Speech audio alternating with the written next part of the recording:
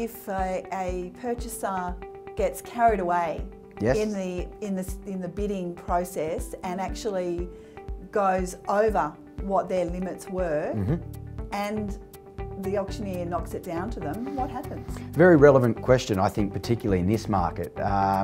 It's a pretty straightforward process. It can, at times, become a little bit of a headache, but if it's handled correctly, you should be able to overcome it. Firstly, if you do knock a property down to a party who has simply bid beyond their means, don't stress, stay calm, and go back to the underbidders. That's the most important thing. Right. Let them know of the situation and just disclose the fact of what has happened, that a party has potentially bid beyond their means. Okay. In the event that the underbidder is unable to execute the contract at that figure, you would try to come to a figure which sort of meets halfway between the vendor and the buyer's expectations.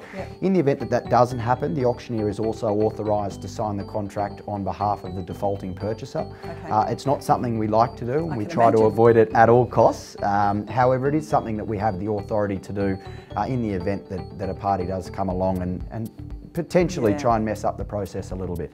So that's a really important thing for people to realise, that if they are just bidding and trying to create mischief, they can actually be legally bound to buy that property. And look, it's happened to me several times. Has it? It's not a nice circumstance to be put in, and unfortunately at times you do potentially know that it is going to happen, particularly in mortgagee sales and distressed assets.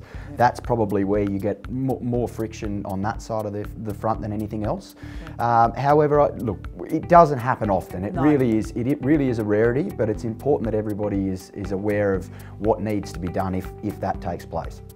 And I guess we should also talk about dummy bidding. It's something that was rife in the industry sort of 10 or 15 years ago, but there's been a lot of legislation put in place that makes it, if people are caught putting in false bids, trying to bring up the price, there's very high fines, quite serious ramifications. Yeah, exactly right. And I think, unfortunately, our industry is tarred by, I think, a very small minority of our real estate agents who probably used to use these sort of protocols back in the day.